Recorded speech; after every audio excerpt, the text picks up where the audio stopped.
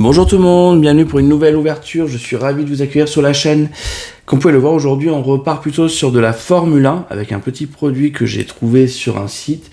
Et j'aime bien, comme je l'ai dit, j'aime bien Formule 1, j'ai déjà fait une ouverture de F1 Top Chrome 2023 si je me souviens bien. Et après je regardais un peu les différents produits qu'il peut y avoir, en sachant que les produits de Formule 1 ont un certain coût. Et essayer de trouver des choses qui sont soit récentes, soit intéressantes au niveau du visuel, c'est pas nécessairement super évident. Et c'est là où j'ai trouvé ces Tops 2022 F1 Lights Out.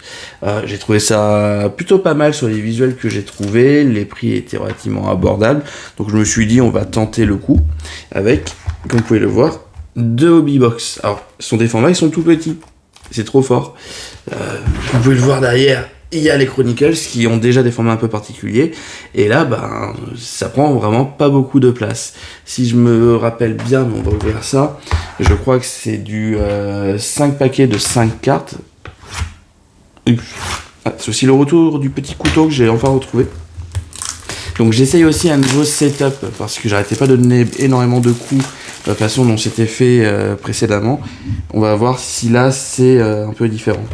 Alors ça s'ouvre comment ? Ça s'ouvre comme ça. Alors on a 5... Donc ouais, on a bien 5 paquets. On voit... Il y a potentiellement du coup des cartes un peu épaisses. Et chaque hobby box a 2 parallèles qui sont garantis. Alors, je sais pas si sur Beckett la checklist elle est complète ou pas. Si elle est complète, toutes les parallèles sont des parallèles qui sont numérotés. À partir de 150. 150, 99, 75, 49, 25, 15, 10, 5 et la Gold Frame sur 1 sur 1.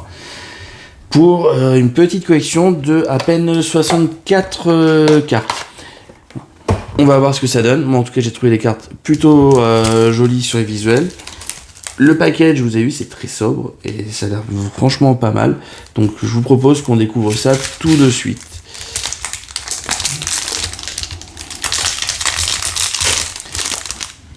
Alors, je crois que j'ai déjà commencé par donner un premier coup, parce qu'en fait, je pense que je suis bien maintenant au niveau de la caméra, mais j'ai toujours le micro qui est un peu à côté.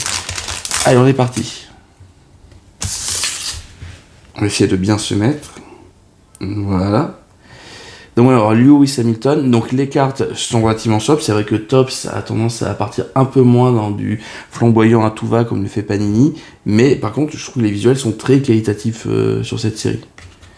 Max Verstappen.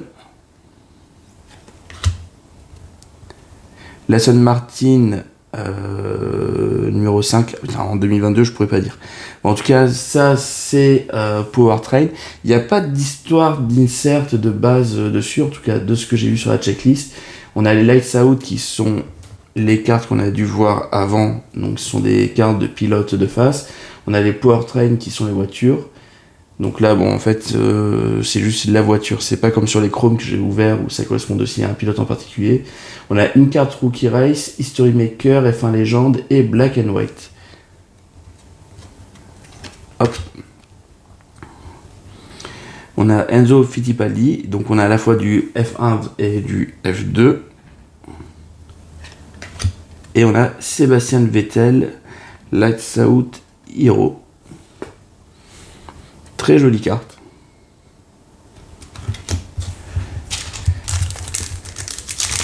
Donc pour l'instant sur la F1 j'aimerais bien un peu collectionner comme je le fais sur la partie WWE.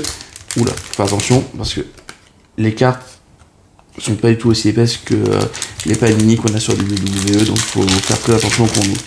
Mais pour l'instant j'ai pas encore trouvé vraiment la collection intéressante à 100% à faire. Donc on a de nouveau Max Verstappen mais sur une autre version. Je vais pas regarder les arrières. Ouais, les arrières sont très communs. George Russell. C'est Esteban Ocon qui ne sera bientôt plus, enfin à la fin de la saison, pilote pour Alpine. Lewis Hamilton. Et on finit par Mick Schumacher.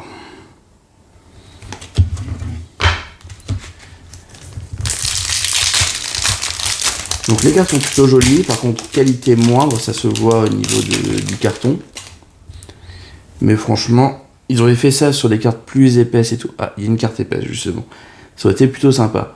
Donc Sergio Pérez, ou alors là, je sais pas si vous le voyez. Enfin, ouais, on le voit bien.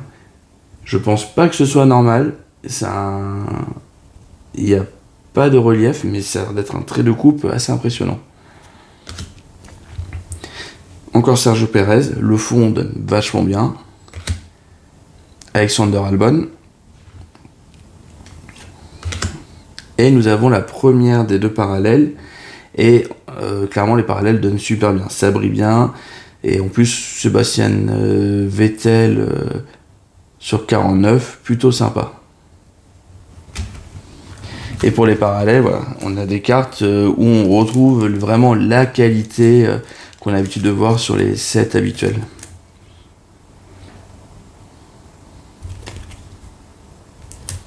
Très jolie carte. Hop là. Ça marche absolument pas ce que j'ai essayé de faire. Oui, non. Bon. Denis Auger. En fait, on n'a pas eu beaucoup de pilotes de F2, hein. Pas mal de F1. Williams Racing. Donc une petite ouverture comme ça, chill entre deux ouvertures de WWE, en sachant que sur la WWE à l'heure actuelle, je suis vraiment sur les Chronicles, comme vous pouvez le voir avec les box qui sont au fond. Donc Fernando Alonso, du temps où il est encore chez Alpine. Jack Doohan, qui pourrait être potentiellement pilote Alpine la saison prochaine. Nicolas Latifi. Williams Racing. De nouveau George Russell. Et Felipe Drugovich, pilote de F2 MP. Bah, mine de rien, ça va nous faire 50 cartes. Donc ouais, c'est une collection en ligne qui peut se faire assez rapidement. Ça peut être plutôt sympa pour compléter une toute petite collection avec des cartes quand même qui ont de très beaux visuels. La Alpine. Nous avons déjà la dernière fois j'arrivais pas à vous le prononcer. Zhou Guanyu. Il le prononce pas du tout pareil. On voit que ça brille derrière avant même, donc on sait que derrière nous aurons la deuxième parallèle. De toute façon, c'est le dernier paquet, donc je suis un peu bête. Sébastien Vettel. Je sais pas si c'est. Donc là, c'est une version différente de celle que nous avons tout à l'heure. Oui, parce que de toute façon, les pilotes sont en plusieurs exemplaires à chaque fois.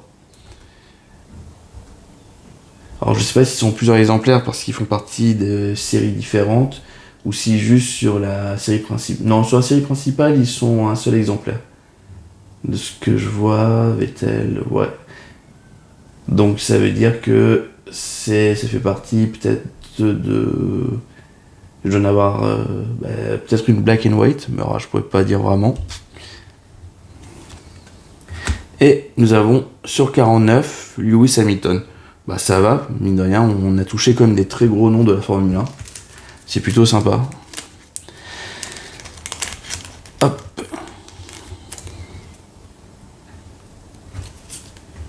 Lewis Hamilton qui sera Ferrari l'année prochaine. Est-ce que c'est une bonne idée? Je ne pense pas. Ah, je viens de remarquer, les deux sont tous les deux les 26 sur 49. Je pense pas parce que c'est un pilote qui, même s'il est toujours efficace et des licences, c'est un mec qui a un peu du mal.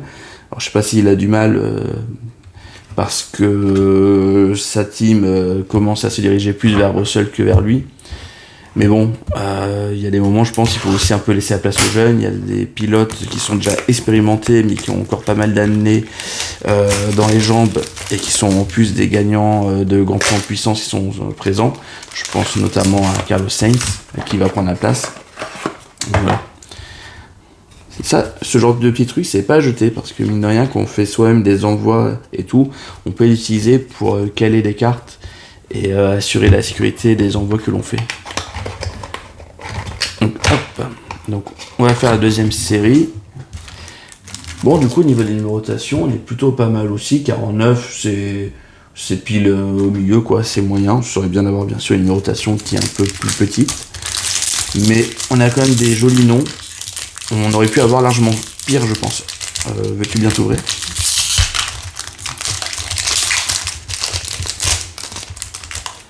Hop là. Donc on repart sur Fernando Alonso. Enzo Fittipaldi, Frédéric Vesti, la Ferrari de 2022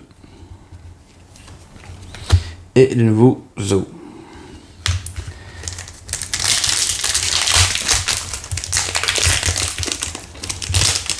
Je saurais bien qu'on a... Alors, à ce moment-là, il n'y a pas encore Piastri. Par contre, on doit avoir du Lando Norris. Et Lando Norris, moi, je dirais pas non. Bon, si vous avez vu l'ouverture de Chrome que j'avais fait, si vous ne l'avez pas vu, je vous invite à aller voir.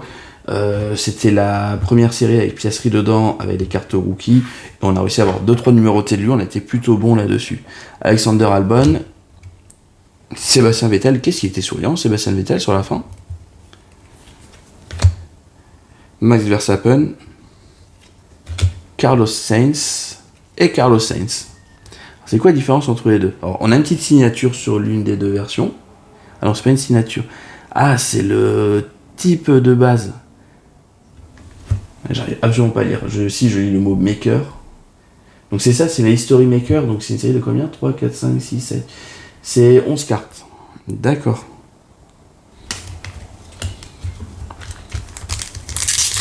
Bon, alors, je sais pas si c'est des cartes que je vais pouvoir retrouver à nouveau, mais vu qu'il y a très peu de cartes, ce serait sympa d'arriver à compléter. Hop là, on est reparti avec Verstappen, avec la McLaren. J'ai pas regardé sur le côté, on n'aura pas de parallèle sur ce paquet-là. Bon, c'est bien, on en aura sur les derniers paquets. Liam Lawson, donc, qui est pressenti pour arriver dès l'année prochaine. Pierre Gasly, qui ont été à AlphaTauri. Et Lewis Hamilton, donc en History Maker.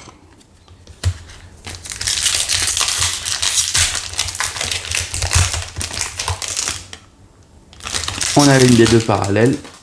Et on essaiera de garder la dernière, du coup, pour le dernier paquet. Donc George Russell. J'étais très mauvais, je suis désolé.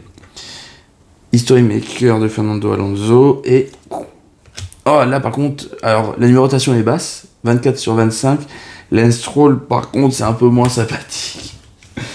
Le pilote est un peu controversé. Le pilote a du mal à faire des bonnes performances. Et bon, son côté fils à papa qui a été mis dans la voiture parce que le papa à l'écurie, voilà, c'est assez moyen. Mais bon, la carte a une numérotation sympa. L'Alfa Romeo.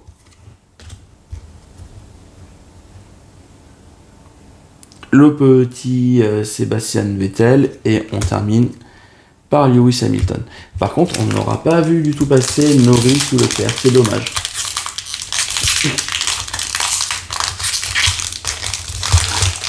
Alors, est-ce qu'on va finir pour la dernière carte? Alors, j'essaie de pas faire n'importe quoi.